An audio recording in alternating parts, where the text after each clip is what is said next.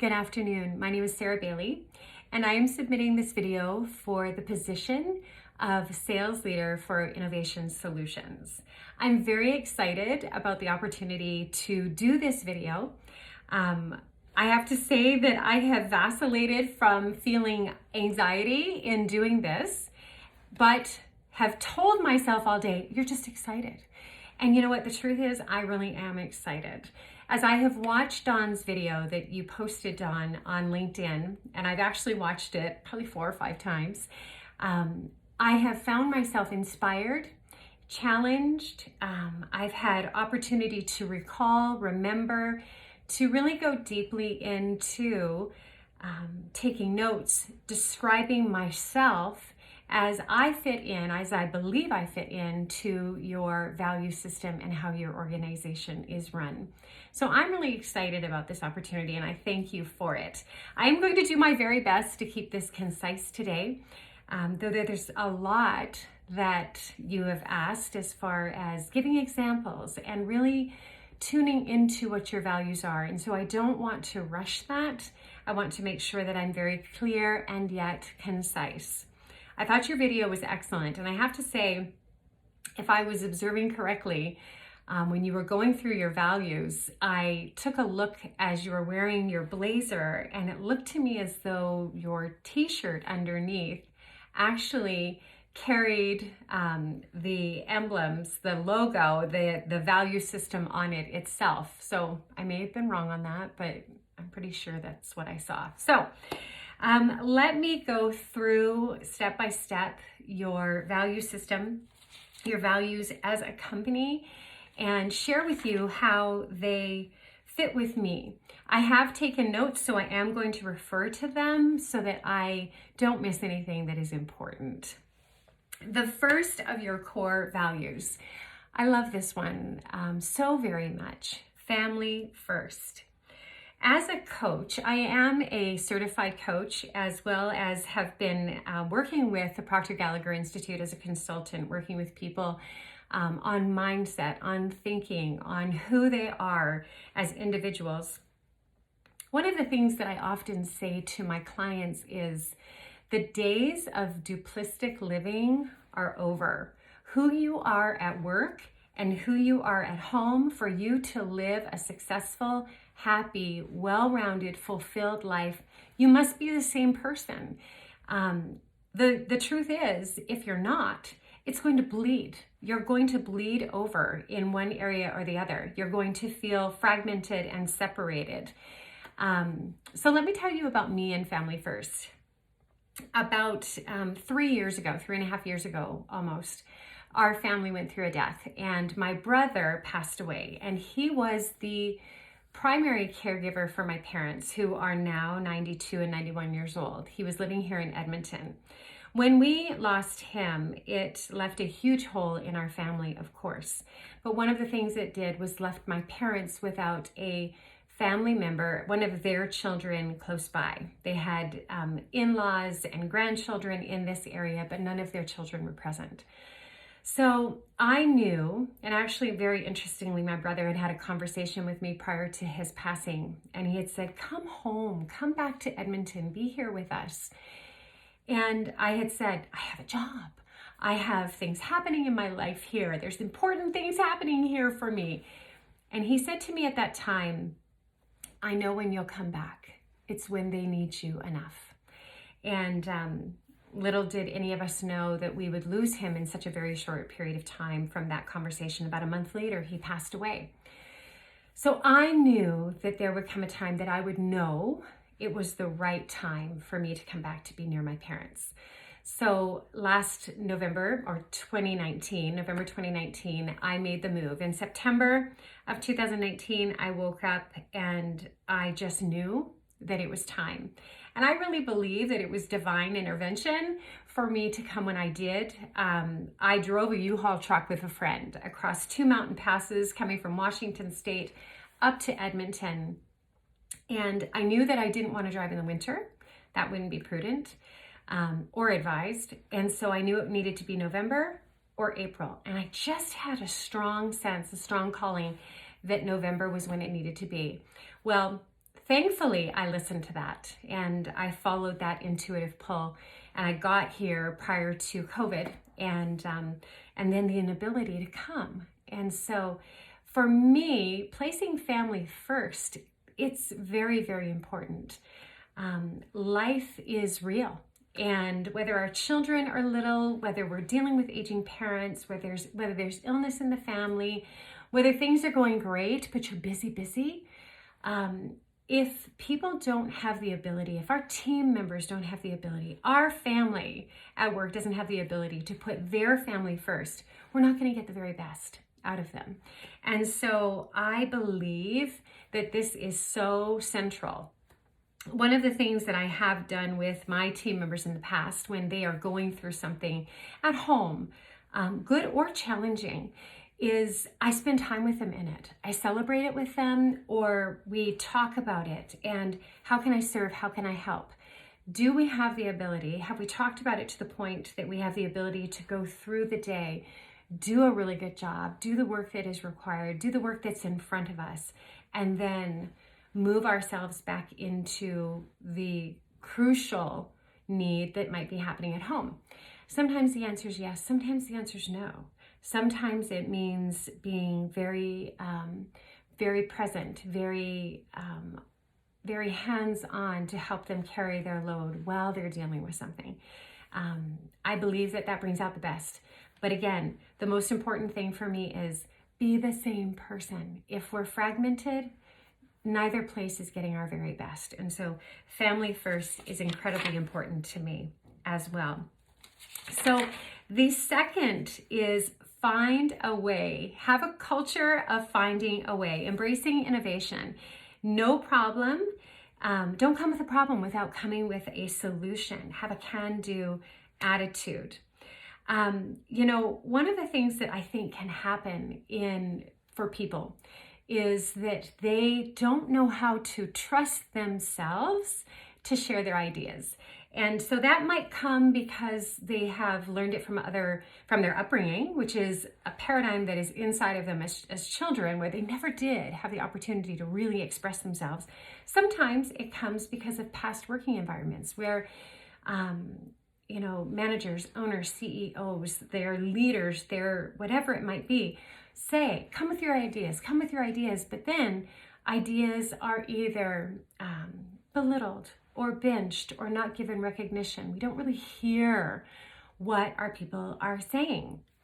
So one of the things that I wrote out that I really believe is significant is there's probably about 10 steps and maybe more when people come to us saying, I think there's a problem and here's my idea to a solution. I think the first thing that we need to do is acknowledge their perceived problem. I say perceived very specifically because I might not see it. It might be something that they are holding on to. It might be their paradigm. It might be something that they have a bird's eye view to that maybe is not about, they're not understanding the bigger picture, but for them, it is a perceived problem. We hear it and we acknowledge it. The second is to ask questions, clarifying how the problem is impacting them. The thing that I next want to do is hear their solution. And that can be really challenging sometimes because we hear it and sometimes we become very aware of how much they don't get it. But it's our opportunity to bring them in, to draw them closer, to help them to feel acknowledged. So we really take the time to hear them very well. Appreciate their thought collateral. So they've invested time in thinking about it. So offering appreciation and recognition that they've thought about it. Next is ask more questions. Ask more clarifying questions. Ask more direct questions of how do you see this impacting? How is this creating a problem within the organization? What are you feeling? What are you seeing? Clarifying and examining scenarios and outcomes if we go with the solution or if we don't go with their solution. Add value to them by adding additional ideas. Oh, I heard what you're saying. I wonder if. What would happen if?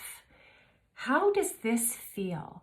And I think that that's where great coaching comes in, because my responsibility is to hear them and to acknowledge them, but to be able to very gently but very succinctly offer a what if, and how does this really work, so that we can create deeper thinking. The next thing is to set a time frame for consideration. Really make sure, have I heard you completely? Do I understand both the problem and your solution? Once that acknowledgement is there, make sure that to set a clear time frame. Appreciate them, thank them for taking the time to invest their energy in acknowledging that there may be a problem and bringing a solution to the table. And then right away, set an appointment to regroup. Let them know, you know what, I need to spend some time thinking on this. I'm going to bring it to whoever it might be, XYZ.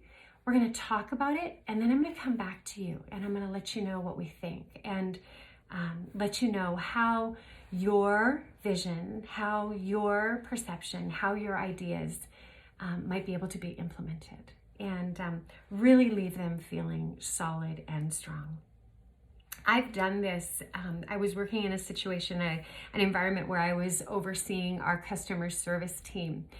And one of our frontline people came just really bothered by something, really concerned about a problem. And once we got past the emotion of the problem, I was able to sit down with her and really go through point for point. What does it look like? What does it look like if it's different?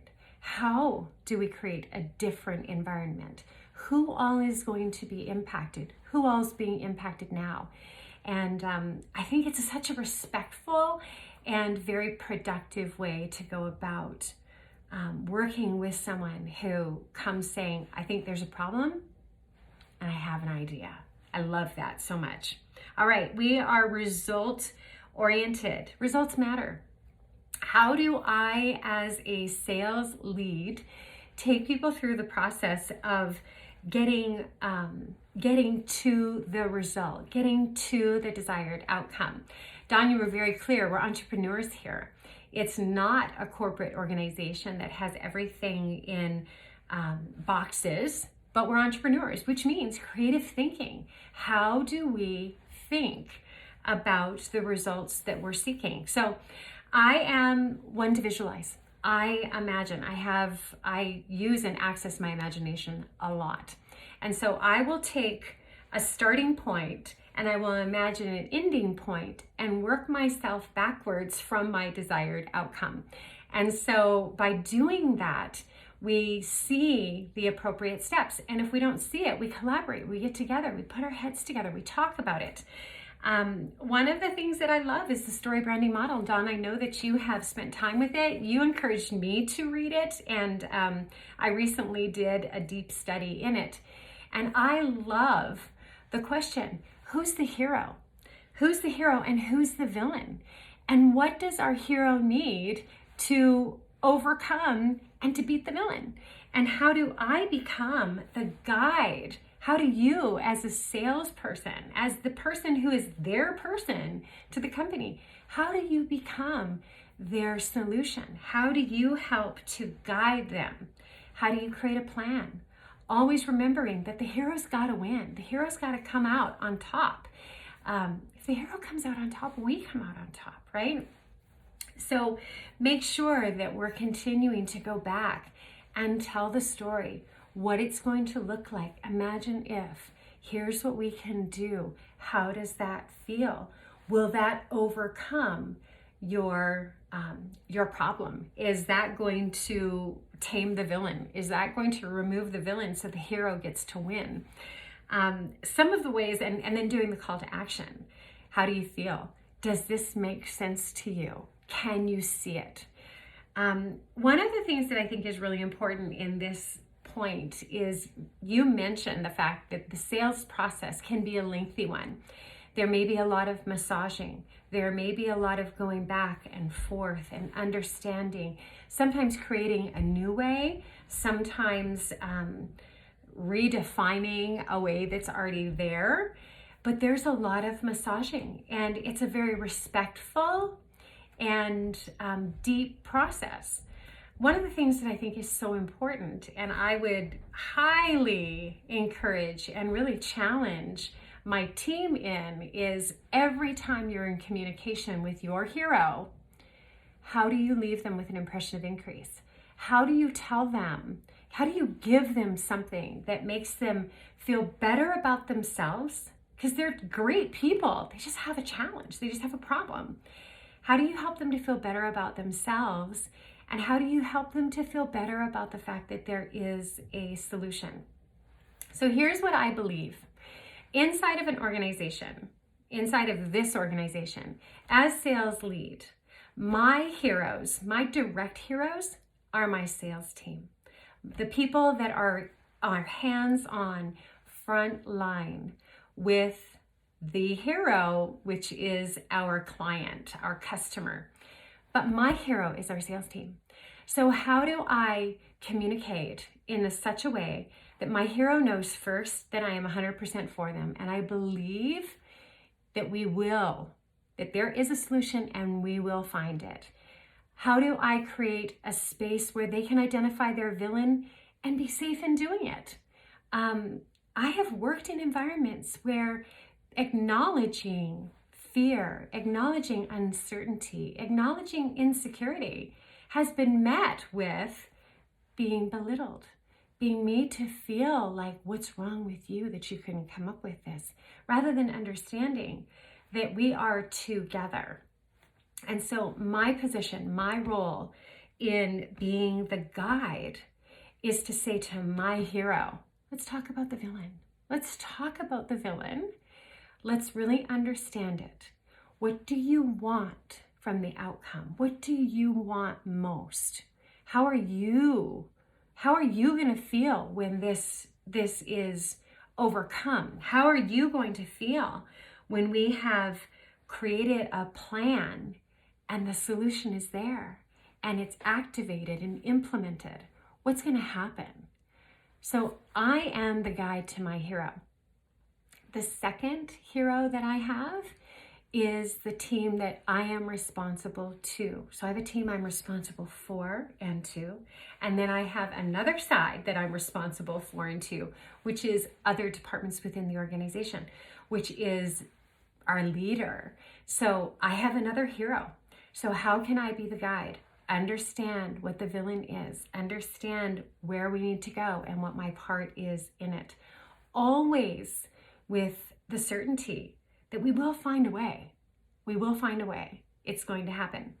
I have been in sales environments myself. I've worked within spa settings as well as cosmetic surgery settings.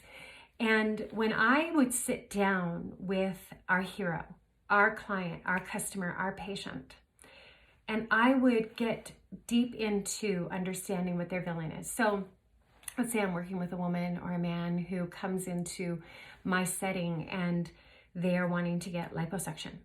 That's emotional. That is insecure. There can be shame attached to it. There's fear. I'm going to tell you my story. Not only that, but I'm going to show you physically where I feel my defects are. So this thing, this stuff, this area of me that I want gone is my villain. And yet I feel like the villain too. My customers would sometimes feel like they're their own villains. So as their guide, making them the hero, helping them to know that it's okay. We can solve this. We can do this together. What's it going to mean for you when? Let's tell the story. Let's talk about the outcome. Now, because I understand your villain, I understand the emotions attached to it. I understand the fears, anxieties, whatever it might be attached to it. We're flipping it. And now I understand what life is going to look like when you're feeling better, what life is going to feel like, who's going to benefit. You're going to benefit, but who else? How is your life going to be impacted? So now my hero gets to begin to tell a story of what is to come. Now we create the plan. Now we put the plan into motion. And I am able to say, are you ready? Let's do this. We can do this together. It's great. It's exciting. It's fun. It's creative. And it's about getting far deeper into the relationship cycle than simply doing the easy, and I'm going to say respectfully lazy work of a fast sale that pushes people into a decision. Sometimes those just happen, and sometimes they just flows in. It feels like gravy. It's just like, oh, this is good. This is easy. But the real work and the finesse of a beautifully done sales process, a beautifully done process of going and really knowing our hero, there's nothing like it.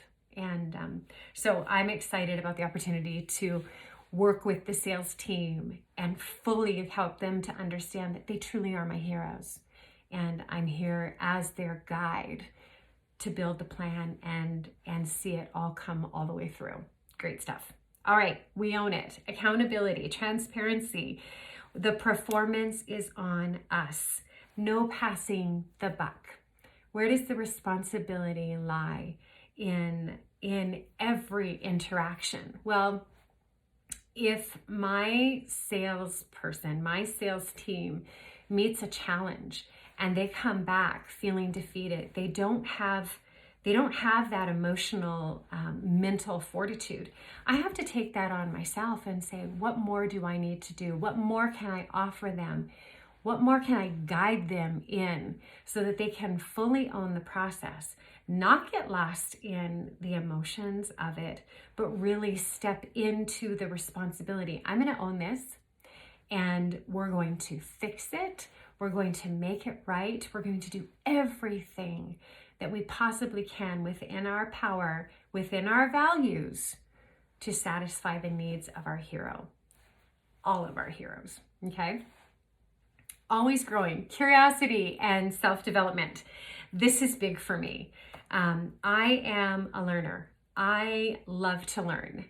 If you were to come to my home and look at my bookshelf, well, first you'd see every challenge I've ever had in my life because I bought a book about it and I studied it and I read about it and I sought to learn myself. I don't give myself a lot of passes in life. And what I mean by that is if there's something that I need to learn, there's something I need to grow in, it's on me to do it. And I take responsibility for that. Some of the ways that I have done that is by taking courses. And by, first of all, becoming a coach in the first place and really deepening my understanding and strengthening myself as a human being, as a communicator, as an advisor. Also taking and really putting to practice and into heart all of the trainings that I have access to through the Proctor Gallagher Institute. I have also, when I need to learn something, when I want to learn something, or when I need to work through something, I go to someone else to help me figure it out. I hire a coach. I find a mentor. I go to someone and I say, I need this course, and I take responsibility to learn it. So let me tell you about some of the things that I have done to grow myself. Books are very important to me. Last year, at the beginning of 2020, I committed to spending the first 3 months of the year studying and studying and studying, reading and rereading and rereading Wallace Wattles, The Science of Getting Rich. I love Wallace Wattles. I actually really love ancient voices. I love the teachings that have stood the test, that come forward. And what I find really exciting is when I read things like Wallace Wattles or Napoleon Hill or Genevieve Barand. Love Genevieve Barand and Your Invisible Power. Fantastic.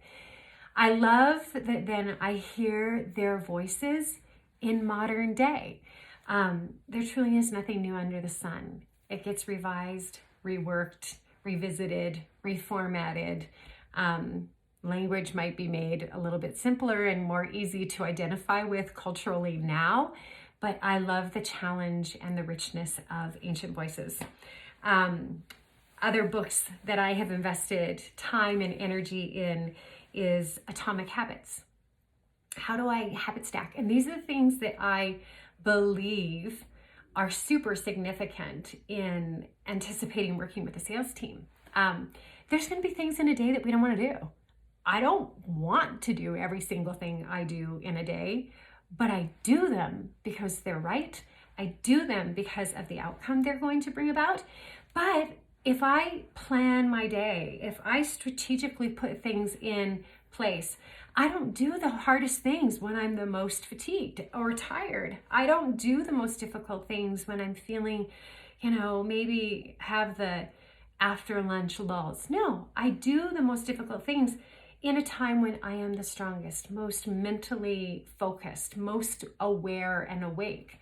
But I also stack them. I do them in things in system. I love doing this. I don't love doing this. I love doing this. So I'm going to put it in the middle. I'm going to stack my habits and I'm going to create greater levels of success for myself. Love the book. The Happiness Advantage. It's really important for people to be happy at work. It's actually very important that they be happy at work. It's really important that every day people find something that brings them joy at work. So, what do I do with that with my team? Well, I create opportunity. I create times where I share levity with them. I share moments of joy. I find things that I laugh out loud. I laugh out loud. I enjoy moments. And I think that these are things that they create great value. There's been massive studies. The Happiness Advantage there's been so many studies that ACOR did following people, whether it's students at Harvard or whether it's large industry or smaller businesses. Happiness is super significant. We need to cultivate it every single day. Okay? Miracle Morning. The practices of the Miracle Morning. I am just diving deeper into the savers. Just a side note about me, I am an early to rise girl, woman. I am generally up between 5 and 5:15. I take some time in my first step of the morning to get quiet, to meditate, to just set my intentions, and then I'm pretty swiftly after that exercising. I get myself up, I get my body moving, I get energy flowing. Then I go into reading and into scribing and into envisioning, writing my vision. A couple of things that I've learned about gratitude is that, and they talk about this in the Happiness Advantage and in Atomic Habits and in all of these books, is the importance of gratitude. So one of the things that I do that the Happiness Advantage really promotes is I will take 3 things that I'm grateful for and I will write out what they are. So I just became a grandmother this year, January. I have the most beautiful little baby girl in the world, born to my daughter. And so I will write about sweet little Blakely and who she is and what her presence in the family means and how grateful I am for her. And then I take that gratitude and I expand on it and I write the story of our relationship. I write the story of being the strong, fit, able grandmother who can chase her through the park and climb with her and go on the slides and go on the swings, and we drive in the car and we listen to the music and we sing at the top of our lungs. But I take my gratitude and I build on it. So I take what is, and then I write the story of my desire. So I'm creating vision inside of my gratitude. Abraham Hicks actually would say, my appreciation is in the now. The gratitude is in what is coming. So however you think about it, that's what I do, and I love it. So Building a Story Brand, we already talked about that. U Squared, amazing book, small book, mighty book, not to be underestimated and easily or quickly gone through. And then I mentioned also Your Invisible Power. So one of the things in growing and developing curiosity and self-development, I believe that in part of that is to do things that stretch you, that might be scary, that might feel uncomfortable. So for a few years ago, tell you a little bit of the story. A few years ago, a friend of mine who works in a group home for boys contacted me one morning on a Saturday morning. Saturday mornings were good for me. You and I had conversation Saturday. He contacted me on a Saturday morning and he said to me, I did an exercise with the guys at breakfast this morning you might be interested in. He said, I said to them, if there was something that you could do, something that you could not fail at, no matter how ridiculous it might be, what would you do if you knew you couldn't fail?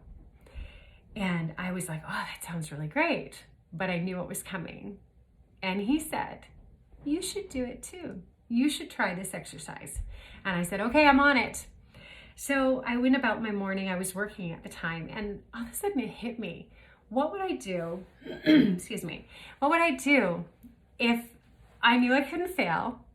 There was no stops. There was no limitations, but I could just go for it. And it hit me. I would fly on the trapeze with Cirque du Soleil. Now that's ridiculous. I am far from both the physical ability and the age of jumping into the circus. But I love the idea of flying. I love the energy of flying. And so I sent that message to him and I said, I'd fly in the circus with Cirque du Soleil. I'd be on the trapeze. And he said, that's ridiculous, but not altogether impossible. And he sent me a link to a group, an organization in Seattle, a company in Seattle, where they had an indoor high wire and trapeze. And they did circus performance there. And you could buy passes and you could go and learn to fly. And so he sent it to me and he said, here you go. Do it. I think this was in the fall. He said, do it before Christmas. And I said, are you kidding me? Do it before Christmas? I'm going to do it before next weekend because the idea came, the inspiration came, the way came. I'm not dragging my feet. I'm getting in there and I'm doing it. So I called them that very day and I bought 3 passes to go fly on the trapeze. Well, the rest of the week building up to that, I spent time visualizing myself flying on the trapeze. I would go to the gym and I would plank. I would put my hands on dumbbells and my feet up on a bench. So I was really suspended in that position. And I would close my eyes and I would imagine myself on that trapeze and flying through the air and going through the air and being caught on the other side. Well, by the time I went on Sunday morning, I got there and my subconscious mind already knew how to do it. My body hadn't yet had the experience, but my subconscious mind was already there. And so when I got there and they started telling us how to do it, the guy did a demo on a low, whatever you swing. I'm just going to call it a swing. He did a demo and I said to him, can you show me the flip up with the legs one more time? I need to see that one more time. And he goes, oh, sure, go ahead. And he said, so who wants to go first? And I said, I'm ready. And I climbed the ladder and they put the harnesses on me and they said, are you ready? And I said, I'm so ready. I've seen it already. I've already seen it happen. I just have to do it. So I got up there and I started swinging and they told me to put my legs up, and I flipped my legs up, arms down, and I let go and I'm swinging through the air. And the first thing to do was do a flip and land. And then go back up and do it again. Flip the legs up, release the hands, swing, swing, swing. And when we say let go, release your legs from the bar and fly through the air. And I did it. And I got caught the first time. and they swung me and I flipped back over and I landed in the net and I did it. So why is this story important to me? If I wasn't striving, you have 4 points: striving, aspiring, daring, and reaching. I stepped into the idea of this experience. I was striving for it. I aspired for it. I dared to do it. It was ridiculous. So much fun. And I reached for it. And it happened. That's the path of personal growth and development.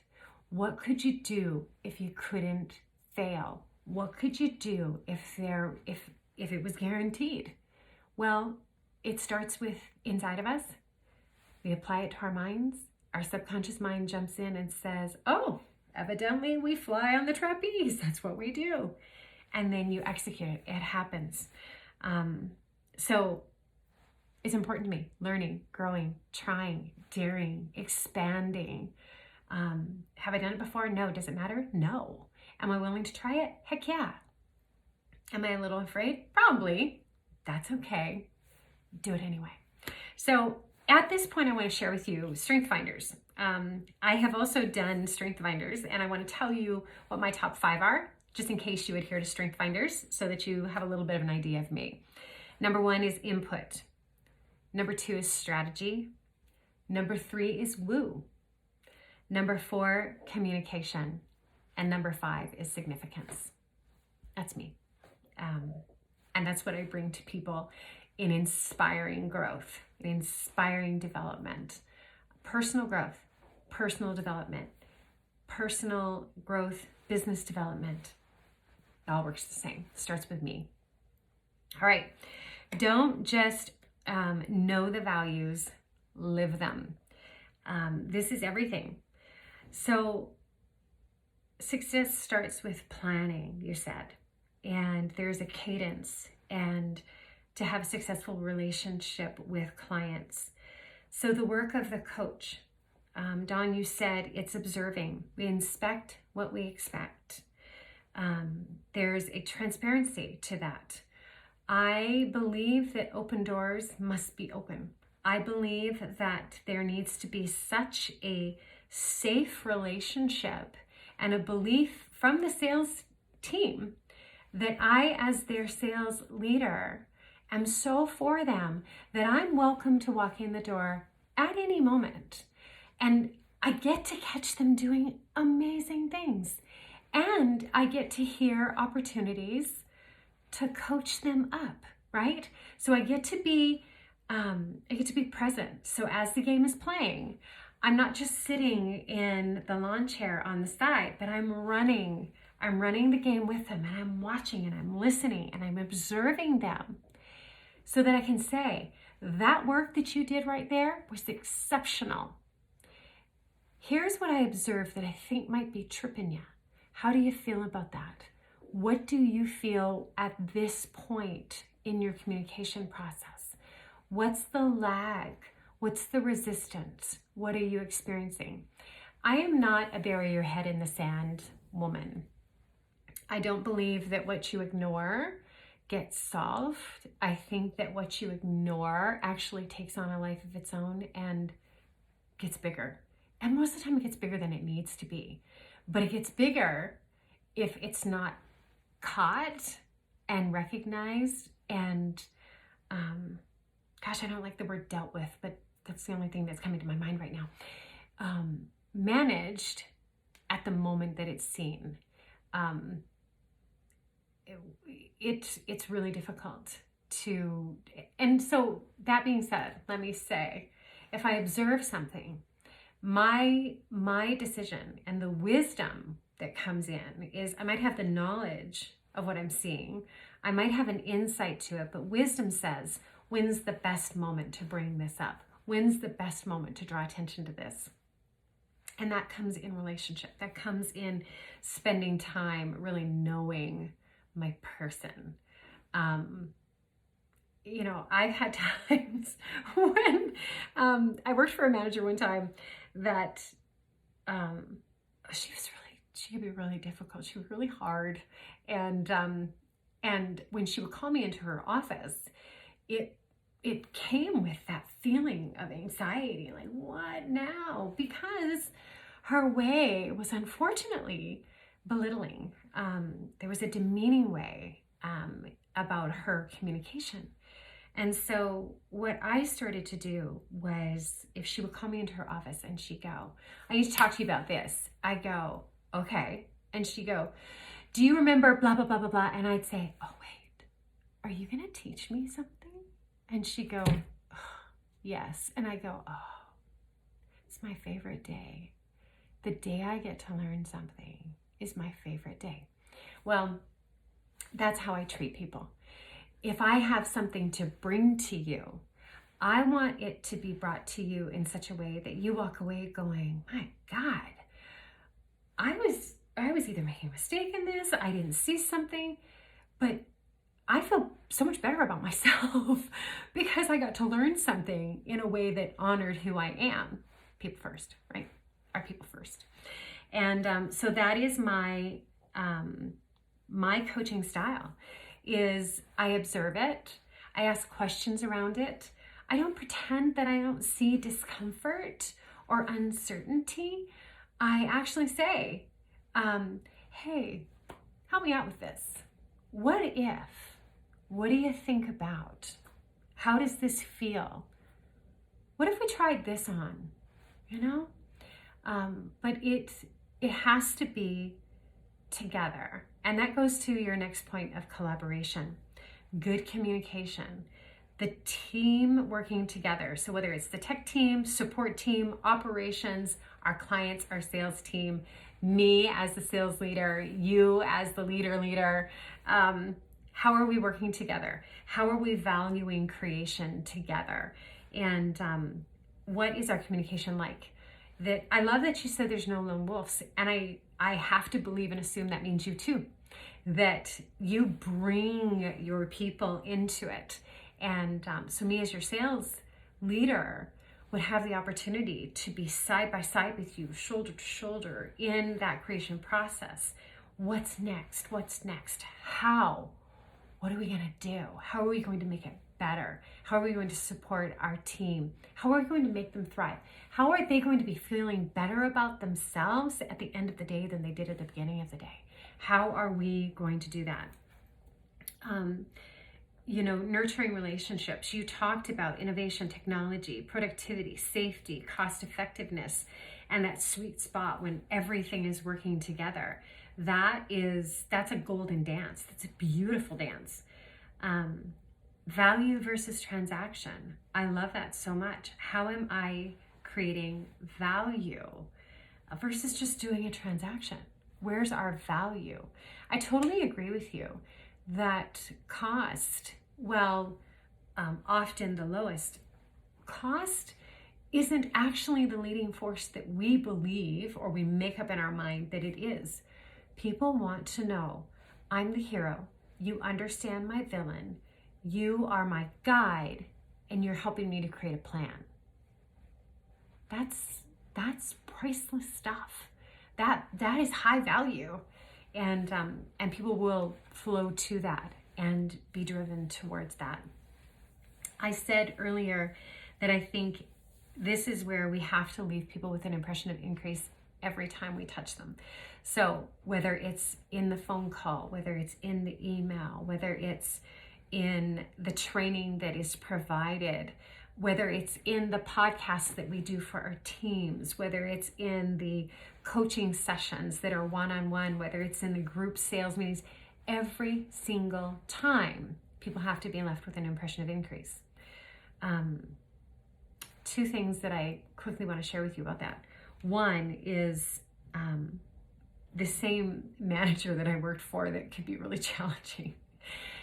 She said to me one time, it's just so frustrating because in Sarah's world, everyone wins. And I went, oh my God, do you really believe that? And she said, yes. And I went, that might be the best thing you've ever said to me about me. Because in my world, everyone should win. Everyone is worthy of the win. Everyone deserves the win.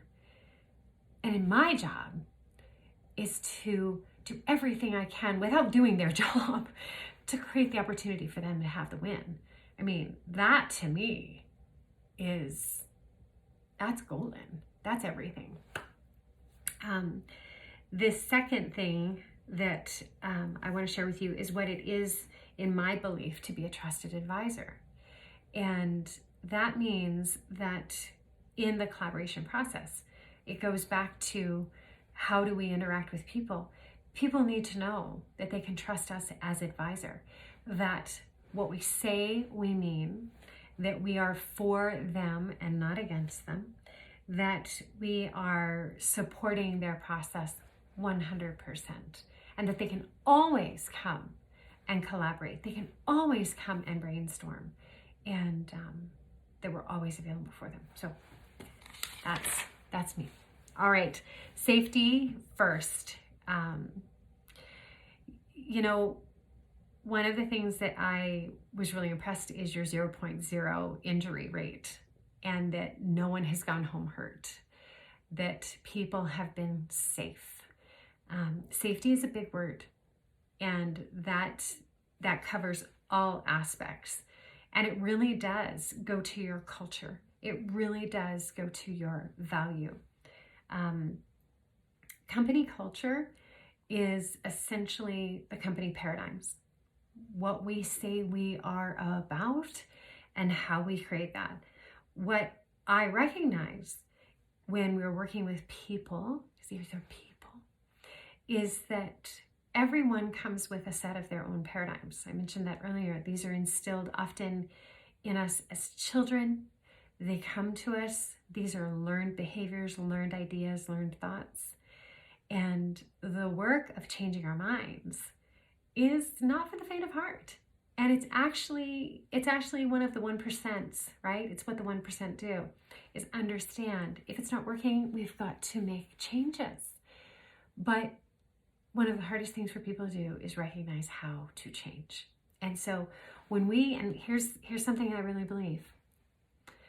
When I hire someone, when you hire someone, you hire me, you're hiring all of me, the entire person, which means that my growth process is our growth process. My learning curve is our learning curve. My stepping into leadership is our leadership together. When we bring on team members, when I have a salesperson that I'm working with, they are mine. Their growth I own it with them. Their development, I own it with them. Their successes, I own it with them. Their challenges, I own it with them. One of the most challenging things, and it should be, absolutely should be, in a leadership role, is to recognize when there's the time that we have. Our option now is to part ways because we haven't been able to. It's not working. You're not happy. I'm not happy. We're not happy. We're not seeing the success. One of the most important experiences that I ever had in my life was as a manager, was during my first management experience. When I started managing, I only knew one way, and that was my way or the highway. It was very authoritarian. It was how I was raised. I only observed a couple of leaders, and they were really like my way.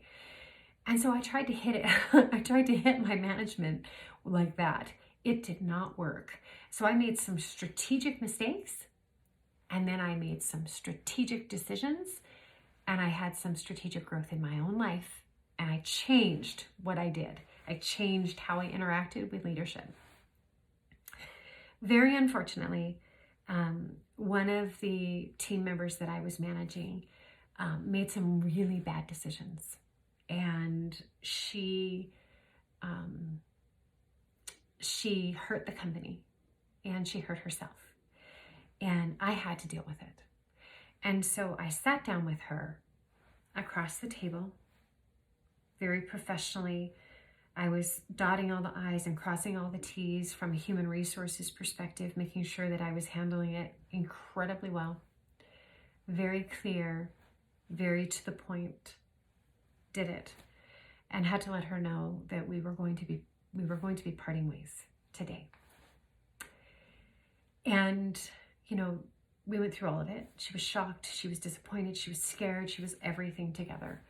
And at the end of it, once we went through that part of it, I said, okay, are we done? Are we clear? And she said, yes. And I said, okay. So now here's when you and I are going to talk. And I got up from my desk and I went across and I sat face to face with her. And I said, here's what I see of you. Here's what I believe for you. Here's what I know you can do with your future. And here's the choices I know you can make to change the trajectory of your life. Left her with an impression of increase, left her believing that where she was right now did not have to be the end of her story. There was no period on this. She could make the choices that she needed to make to shift her life. It was my finest moment, one of my very finest moments as a leader. Ironically, the story is around letting someone go. But it's who I was in the moment, how I treated her, and how we did it. And I'm proud of it. So, all right, so let me tell you about me. I've given you a lot of information mixed in. So I am a career manager. I have been in and around management for about 25 years. I have been in a variety of different roles and settings.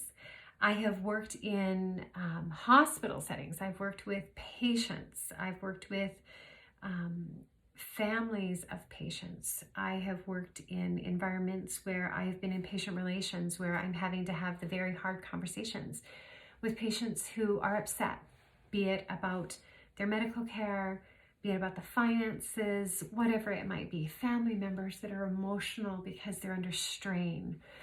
I am a skilled negotiator without losing sight of the point. I am a strategic thinker. I'm a very intuitive thinker. I trust my intuition and I trust myself that the conversations that I'm having are important to have. So I am a developed human being, very specifically by design and intention. I am a happy person. I really believe in having a happy, joyful life.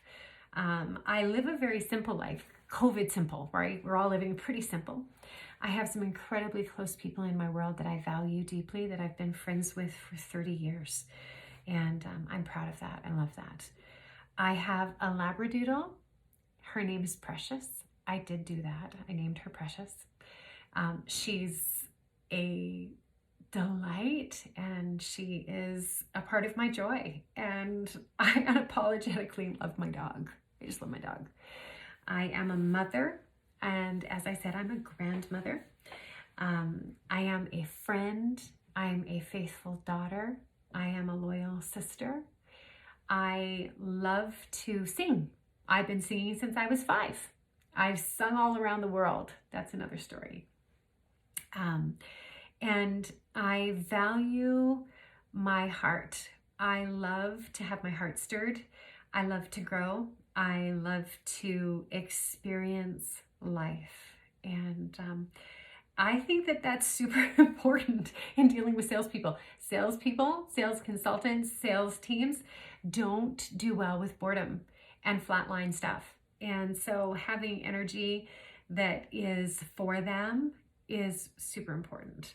I'm a performer. In my last position, I left because I moved here. Had I not left there, I had 2 tracks that were opening up to me. One was moving into advanced management and higher levels of leadership. The other was that I was being pursued by the VP of sales and our sales director to move into sales in a bigger manner because I was good at it. And I did a great job with our patients, clients, doctors, nurses, and all of our operations team. So that's who I am. I'm a lover of life, and I think my value is it's here, and I would absolutely love the opportunity to spend time with you talking about next steps. Thank you for taking time to watch this video. I hope it kept you engaged. I hope it kept you connected, and I absolutely look forward to hearing from you. All the best. And when you get this tomorrow morning, welcome to Monday.